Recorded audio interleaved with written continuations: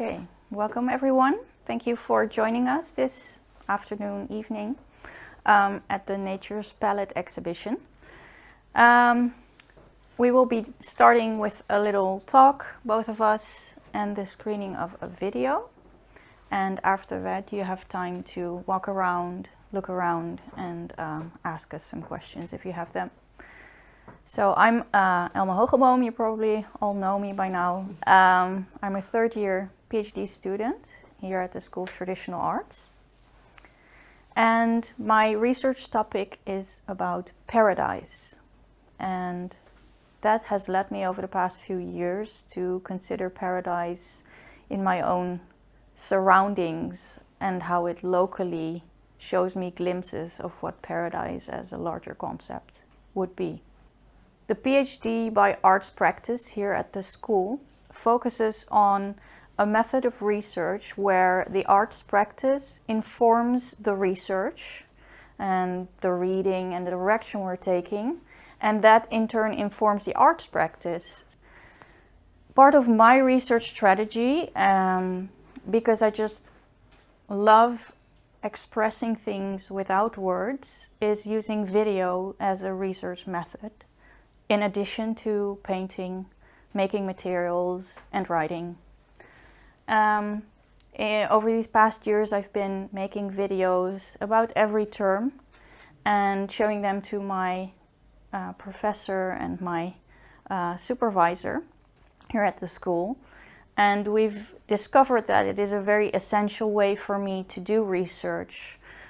Looking back at the videos that I shoot in my studio informs my arts practice because I'm able to look with a bird's eye view at the way that I make my art. I'm able to reflect on what I do as an artist, how do I hold my brush, which are the details that I pick up when I'm making my art, the sounds, for example, or the bit of resistance that you feel in a brush stroke, the feeling of the paper. These are all things that are very hard to convey through written text. And using, for example, macro images, so zooming in to what I'm seeing and experiencing as an artist while I'm doing research, that has been something that I've been able to put into my videos. So this past August, there was an exhibition in the Garrison Chapel by people that were related to the school, alumni mostly, and people that were making many materials, pigments, etc. And during one of the demonstrations in the Garrison Chapel, Rasha very kindly offered to do an interview with me. So this was actually the first time I was speaking on video, because usually I only show my hands, and I rarely film myself as like a whole human being. So usually you will only see my hands or the things that I'm making, but not necessarily me. So it was a really new experience. But this past term, I've been trying to render that into one complete interview video. And I've both used video input from the past years, things that I made, and I've also recorded new material in my studio in order to give you a little insight into what it is for me to do my PhD by arts practice. So I will let the video do the talking now and step aside, and I hope you'll enjoy.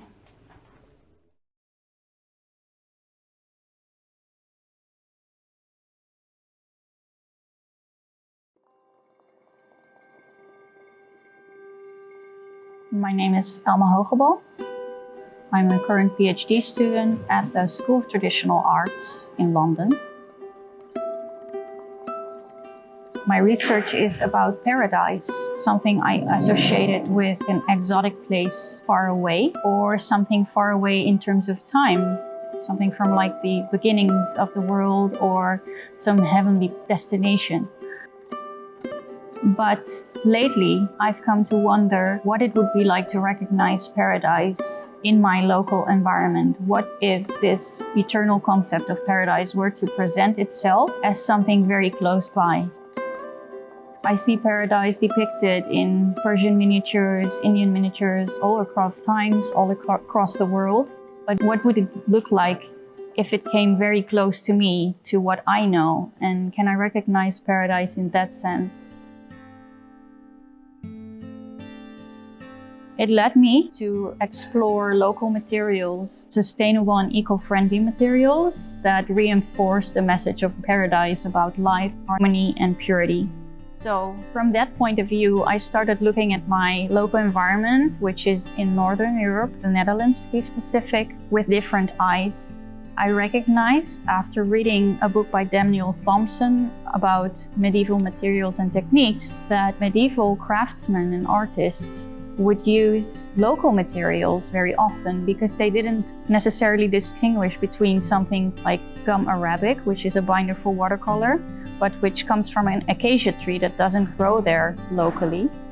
And then they would, for example, use local materials like cherry gum or plum sap from a plum tree or sap from an apricot tree, and then they would use that as a local binder. So it made me look to my local environment for sourcing my materials. And this past year and a half, I've been exploring how to make a binder that is local. And yeah, it's led me to approach my art and my artistic practice in a completely new and renewed way. I formulated a binder using cherry gum, using honey, because honey for me has a very paradisical essence to it. And I use a lot of rose water in my work as well, because I'm very fond of roses, most particularly historic roses and English roses.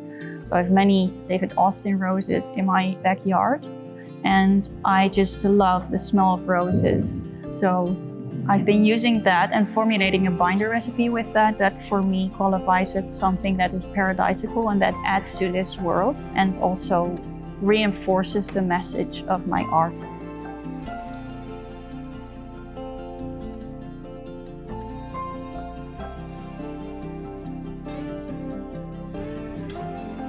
So as an artist and gardener, I am very fond of my own garden, and I'm trying to use as many materials from my own garden as I can in my art. And this is an ongoing exploration in my research as well. I love using fruit woods from my garden, which I gather when it's time for pruning.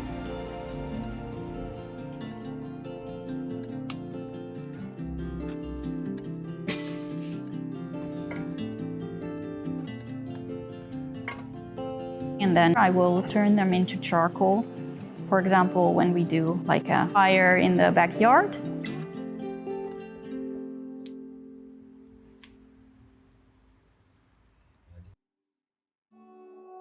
So this is from the grapevine in my garden.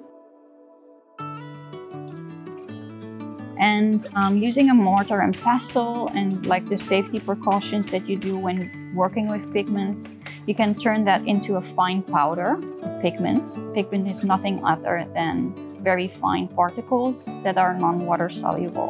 And then what binds the pigment to, for example, paper or a canvas is what we call a binder. And a binder can be egg yolks in the form of egg tempera paint. It can be gum arabic for traditional watercolor paint. It can be oil if you're talking about oil paint. And that binder is like a glue that basically keeps the pigment particles together. So I'm using my own formulation of a cherry gum binder, a local paradisical binder if you ask me, together with materials, and in this case the grape wood charcoal, which I turned into pigment, and then you mull it with a muller. That's how traditionally pigments or paints were made. It basically grinds the pigment finer and finer until you are left with a very fine paint. In this case, a watercolor paint, because I use a binder with cherry gum and it's water soluble.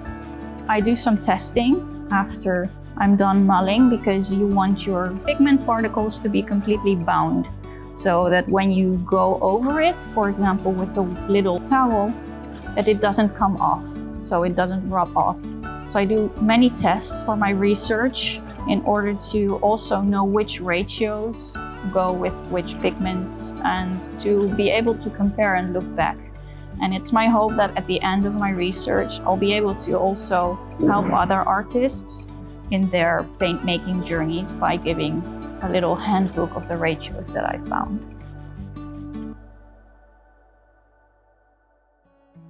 So here I am with a collection of my pigments and some of my artworks. This, for example, concludes my second year of research. During my first year, I transitioned to using more local materials for my art, trying to make more circular art or working towards circular art that is non-toxic, that the earth can basically sustain.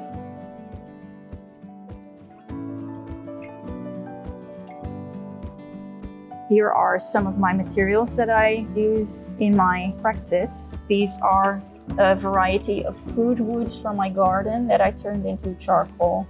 So for example, for my cherry tree miniature, which is a copy from the Turdescent Orchard manuscript from the Bodleian Libraries, I used cherry wood black, for example, for outlining and for all the shading. So I'm trying to incorporate the subject into the choice for materials to not only tell the story about my subject, but also to let it tell the story with me, basically.